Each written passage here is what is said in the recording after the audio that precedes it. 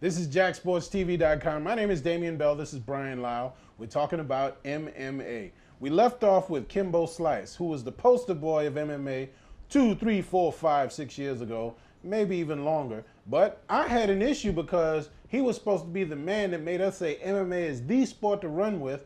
And when we started paying attention, he had a live show on NBC, then he had a cable show, then a show on Showtime, and all I kept seeing this dude doing was getting knocked out. And it was like, why are we paying attention to this dude? If he's the height of the sport, what else are we looking for? And Brian was on to something. And he can speak exactly what you MMA fans are thinking about.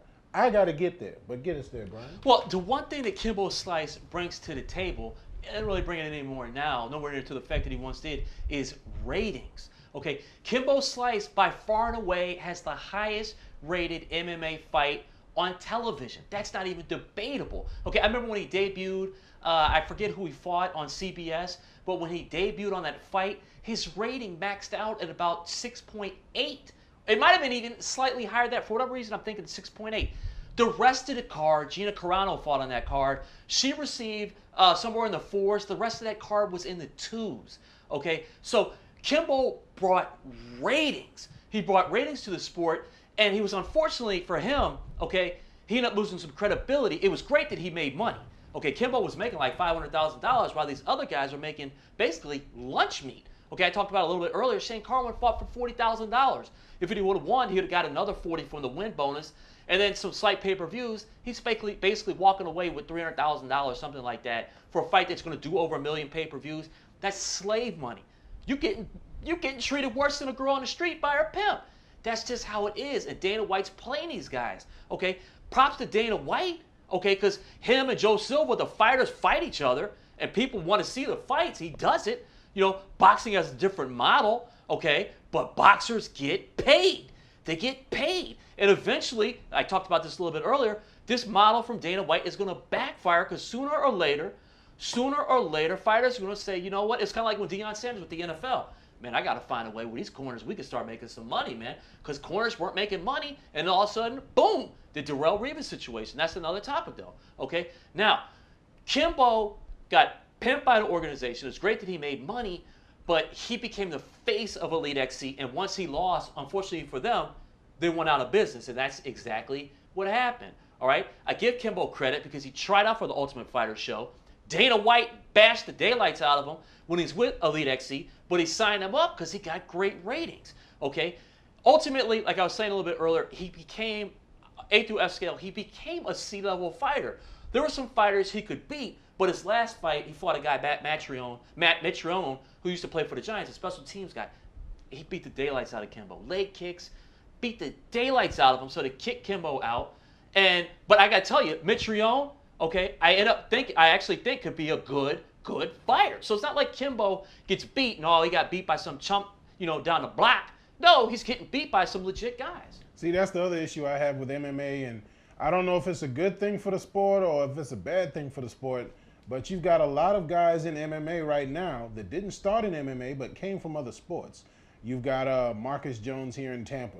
Big-time first-round draft pick for the Buccaneers. When Sapp and all the other crew were there, he went from there to MMA. And he's, getting his growing pains and going through it.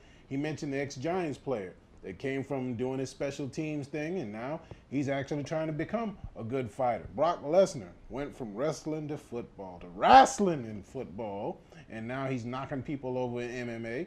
And the consistent thing I'm seeing is, yeah, the ratings are there, but can they get a guy that comes up through the ranks of MMA, not coming from football, not Jose Canseco looking for another way to make a buck, not another guy that couldn't make it in this sport, so he'll try it in this sport. Just somebody that climbs through the ranks in MMA and becomes the next big name. That's what I want to see, because you can get ratings from anybody. I mean, Joe Montana can fight 3 people and get all the ratings in the world, but that doesn't make him a good fighter or advance the sport. Well, listen, the pay-per-view numbers are there. One thing that MMA does not do, okay, you're never going to see the UFC publish their pay-per-view numbers. All right, they'll say that, and you could get that information from boxing, and I know certain websites where you can go, and maybe later I'll go ahead and talk about those websites where to get the information, but they do get ratings, okay? But here's the thing. Brock Lesnar was a real fighter in college, though, NCAA wrestling champion. He actually lost His one defeat, though, was to a center for the New England Patriots, Stephen Neal. Okay, but he's a heck of an athlete. Okay, and one thing that the MMA, the UFC Strikeforce does not really have, and this isn't coming from me, this is coming from Frank Shamrock, is that true elite athlete. Okay, how would it seem? And they were talking about this when Herschel Walker fought Strikeforce. I can't remember the guy he fought, but Herschel, as great as Herschel Walker was, he was kind of stiff, and it showed still in his stand-up game.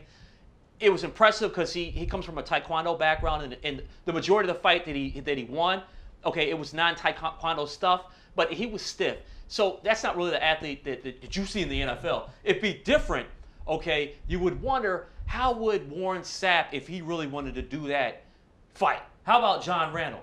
The truth of the matter is, if a lot of those guys got trained, they'd beat the daylights out of those guys. I mean, they really, really would.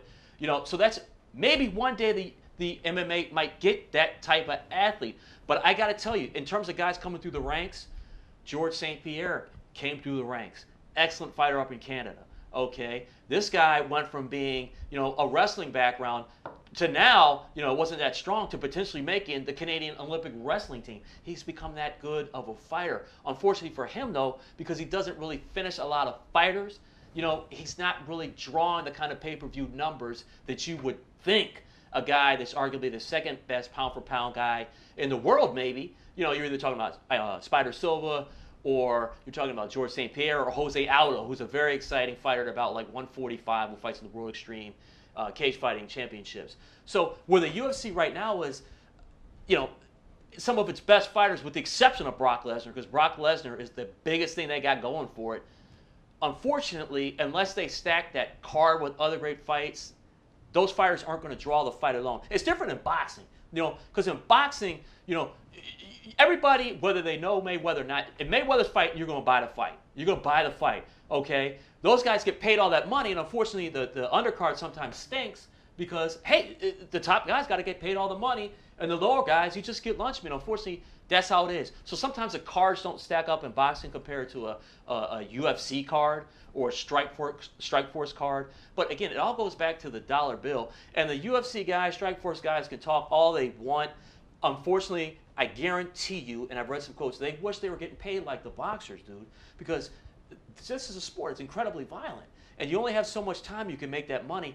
And I read something the other day, health insurance. Boxers don't get health insurance. Nope. The UFC fighters, they don't get health insurance. Okay, Brock Lesnar went down with that case of diverticulitis. He was the biggest thing they had going for him, so they had to make sure they took care of him in the hospital. Whereas a guy like, who was it, Joe Stevenson, they were saying he had something. The UFC really didn't take care of him that well. So it's a tough game. You got to get that money where you can. And I don't hate guys that they complain that they're not getting the money. Well, I'll say this. If MMA's here for real, he says it's mainstream, I say it's getting there. But if it's here for real, let's move ahead 10 more years. Is the future in MMA in one super conference or one organization, or is it one major one kind of major one, and a bunch of little factions? Where is it? Well, I don't know if the UFC is truly mainstream just quite yet, okay? Here's some things with the UFC, okay? I don't want to say the UFC, but it's MMA, but everyone, you think UFC, synonymous, blah, blah, blah. Okay, there's been a couple deaths that have happened recently. Okay, you had a fighter a few weeks ago. I have no idea why he was in the ring. He was 6'5", 150 pounds fighting a fight. How he got sanctioned, I have no idea. The problem is he fought in an arena that wasn't under regulations. There was no ambulance in sight, so a death occurred.